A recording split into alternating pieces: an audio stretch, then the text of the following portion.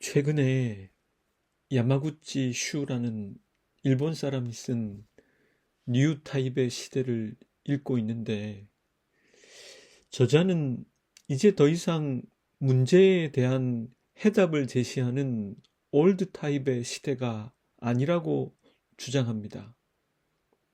왜냐하면 이미 우리가 사는 시대는 문제보다 더 많은 해답을 가지고 있기 때문입니다. 문제가 생기면 그 문제에 대한 수많은 해답이 제시되고 있기 때문에 중요한 것은 문제에 대한 해답이 아니라 문제를 찾아내는 게 더 중요하다고 말합니다. 그것이 바로 뉴 타입의 시대라는 것입니다. 그리스도인은 말씀을 통해서 끊임없이 자기 자신을 비추어 봅니다. 마치 엑스레이나 초음파로 몸속을 스캔하듯 그렇게 말씀으로 우리의 내적인 부분을 비추어 봅니다. 그리고 해답이 아니라 우선은 자신의 문제를 새롭게 발견하게 됩니다. 그런 의미에서 그리스도인은 늘 뉴 타입의 시대를 살아가는 사람들입니다. 지난 한 주간도 믿는 사람으로 살아가느라 수고가 많으셨습니다. 안녕하세요. 그 길을 걷는 교회 수요 묵상 열왕기상 생각입니다. 열왕기상 14장을 살펴볼 텐데 14장에 어떤 이야기가 담겨 있는지 들려드리겠습니다. 하나님의 사람에 의해서 하나님의 말씀이 여로보암에게 전해졌을 그때에 여로보암의 아들 아비야가 병이 들어 누웠습니다. 여로보암은 자신의 아내를 변장시켜 아내를 알아보지 못하게 하고는 그녀를 실로의 예언자 아히야에게로 보냅니다. 아히야는 앞서 살펴본 대로 여로보암이 왕이 될 것을 예언한 선지자였습니다. 그가 아비야에게 일어날 일을 알려줄 것이라고 판단했습니다. 여로보암의 말에 따라 그의 아내는 변장을 하고 빵 10개와 과자와 꿀 한 병을 들고 아히야를 찾아갑니다. 눈이 어두워 앞을 보지 못하는 아히야에게 여호와께서는 미리 말씀하시길 여로보암의 아내가 자기의 병든 아들의 일을 물으려고 네게로 올 것이다. 너는 그에게 내가 일러준 대로 말하여라.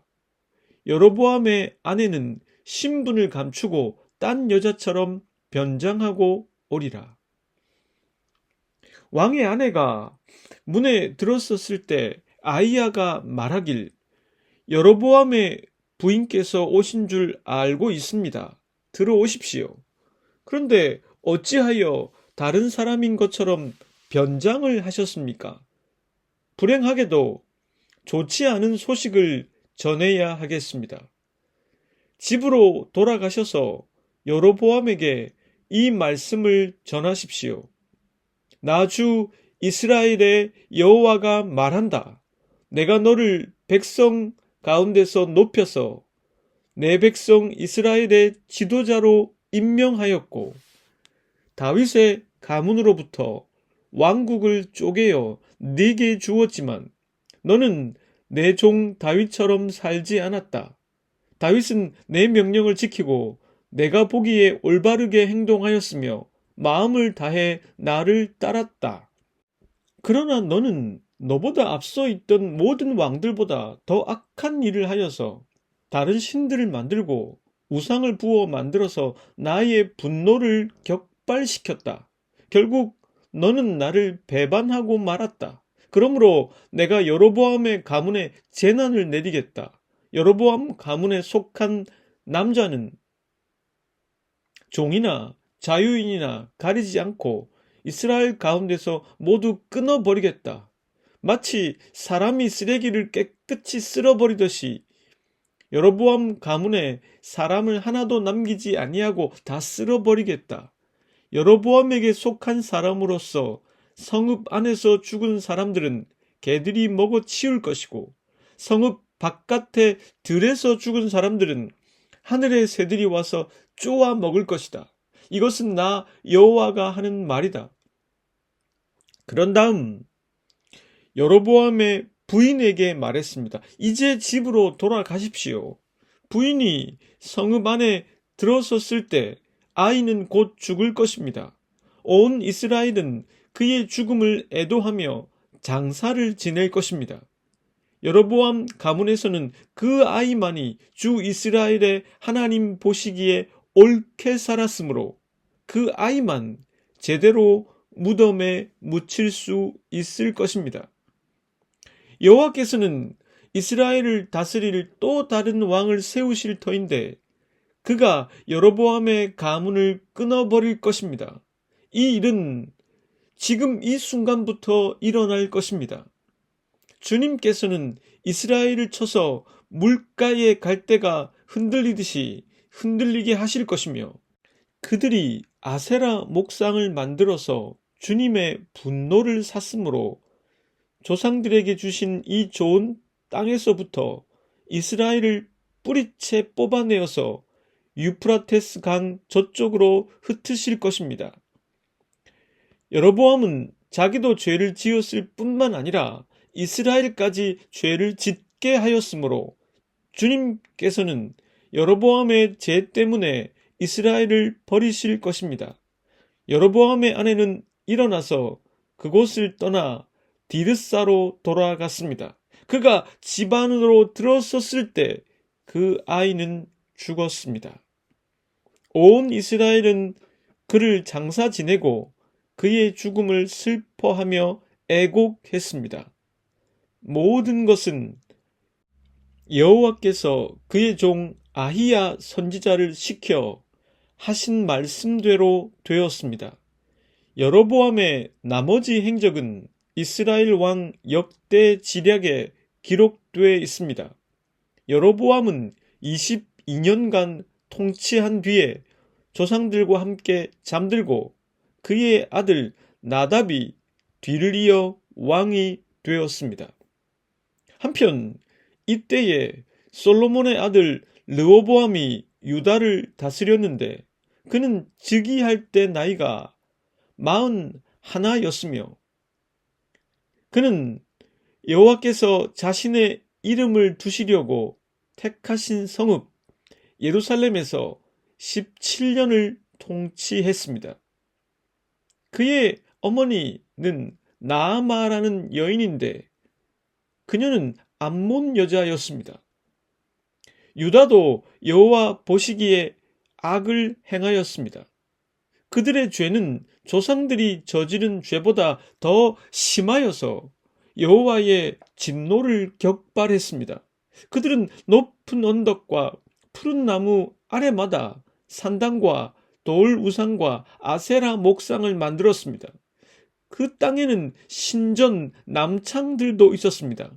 이처럼 이스라엘 자손은 여호와께서 그들 앞에서 내쫓으신 나라들이 행한 그 혐오스러운 관습을 그대로 본받았습니다.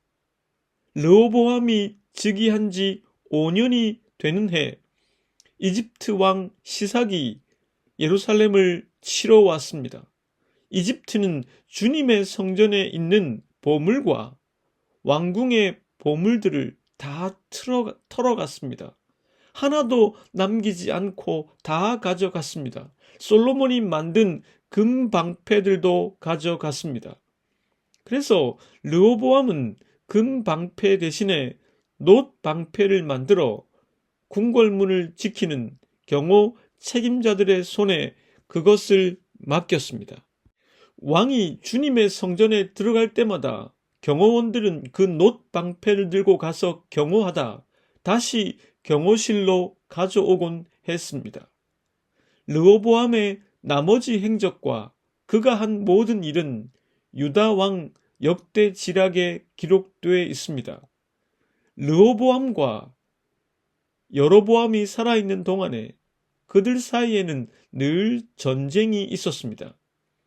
르호보암이 죽으니 조상들과 함께 다윗성에 장사되었습니다.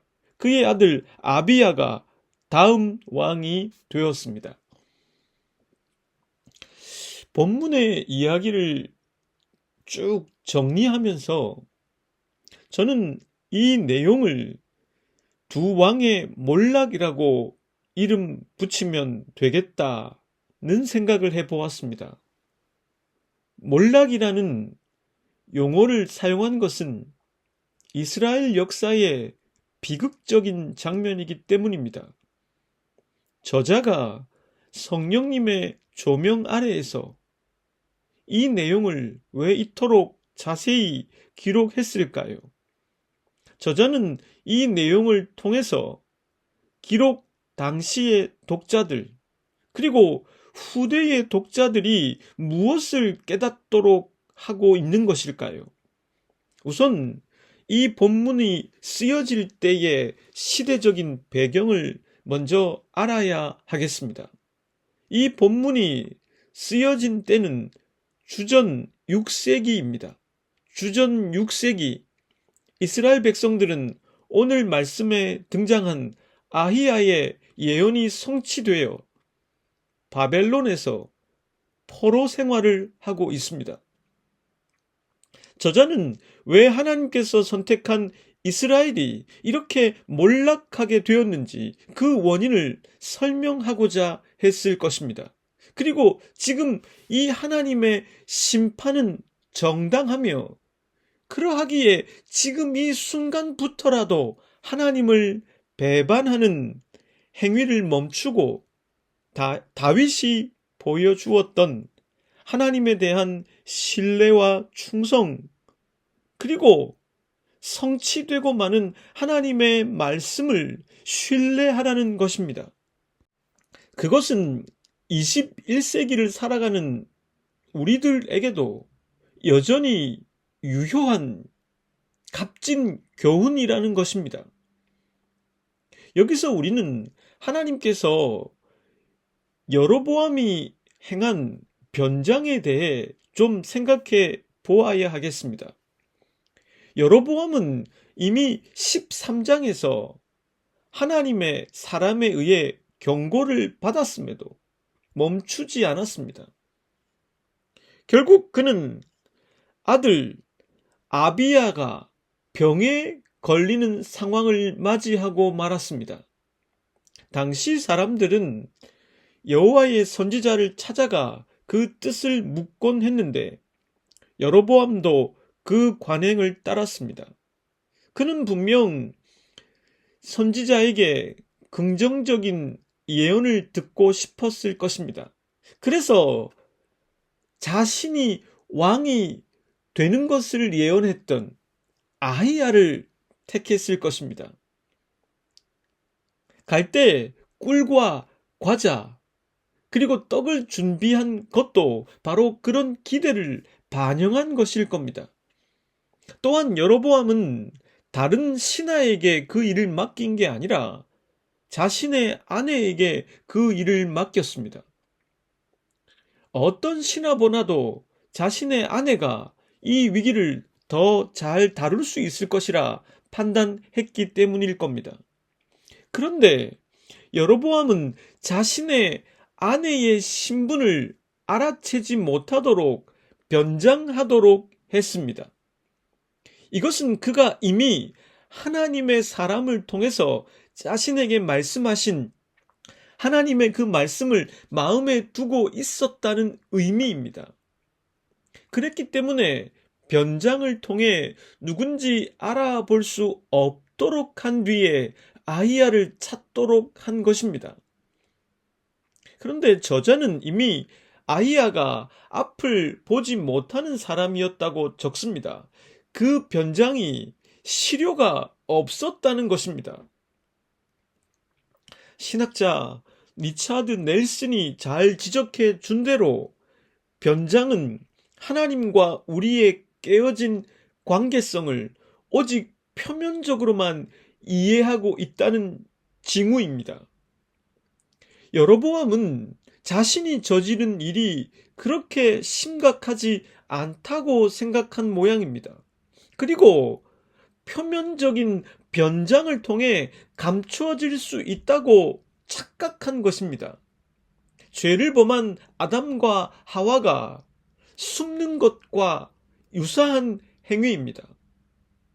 그러나 실로의 선지자 아히야는 앞을 볼 수 없었지만, 그 말은 표면적으로는 볼 수 없었지만 하나님을 통해 이미 여로보암을 꿰뚫어 보고 있었습니다.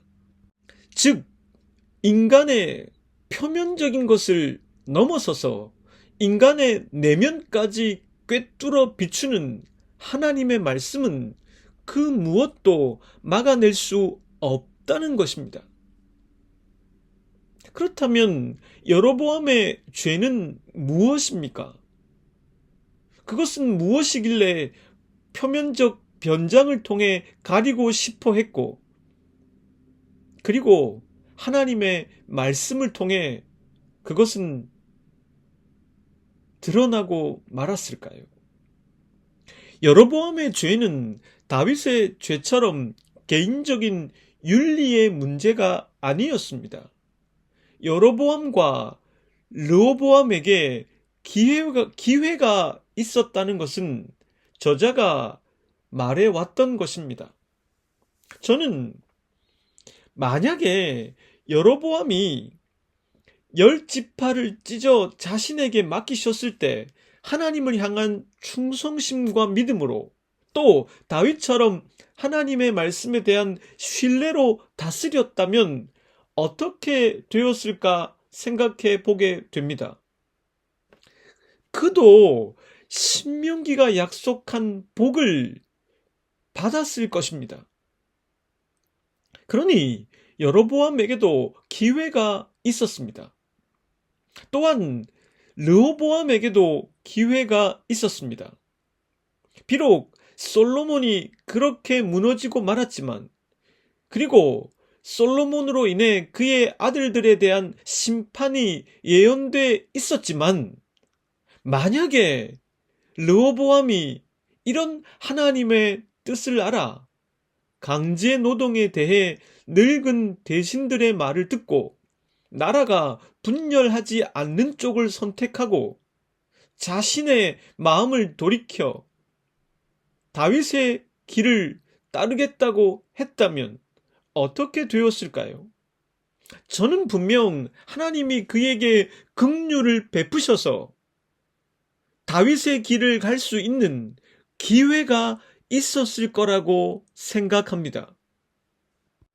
왜냐하면 하나님의 은혜는 언제나 자신의 영적 문제를 깨닫고 그것을 하나님 앞에 비추어서 용서받는 자에게 있기 때문입니다. 그러나 두 사람은 그 기회를 놓쳤습니다. 그 기회를 상실하고 놓침으로 몰락의 길로 가고 말았습니다. 그 두 사람의 가정만 몰락하게 된 것이 아니었습니다. 이스라엘의 운명도 비극으로 치닫게 되었습니다. 여로보암의 아들은 그의 어머니가 아히야를 만나고 돌아와 자신의 문지방을 넘었을 때 아히야의 예언에 따라 죽고 말았습니다. 아히야에게 주신 하나님의 말씀은 그대로 성취되었습니다. 뿐만 아니라 당시 이 성경의 독자들은 이 예언이 성취되어 바벨론에서 포로 생활을 하고 있었습니다. 르호보암은 이집트 왕 시삭의 침략을 받고 찬란했던 솔로몬이 자랑했던 모든 것들을 빼앗기고 말았습니다. 자랑하던 금 방패는 놋 방패로 대체될 수밖에 없었습니다. 여로보암이 저지른 죄는 개인적 윤리의 문제가 아니라 정당하지 못한 예배 장소에서 자기 마음대로 정당하지 못한 제사장들을 삼아 정당하지 못한 예배, 즉 우상을 숭배한 것이었습니다. 남유다도 마찬가지입니다. 그들은 심지어 옛 가나안의 신들이 행했던 신전 남창까지 둘 정도였습니다. 즉 하나님께서는 하나님을 예배하고 그분을 신뢰하고 그분의 말씀을 따라가는 일에 대해서는 양보가 없으신 분이라는 뜻입니다. 그 일은 매우 심각한 문제이며 그 무엇보다 중요한 일입니다.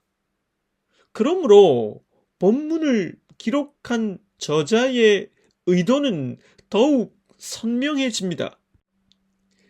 지금 왜 포로 생활을 할 수밖에 없는지 그 역사적 교훈을 직시하여 하나님을 믿는 것이 얼마나 심각하고 무겁게 대해야 하는 일인지 그걸 강조하는 것입니다.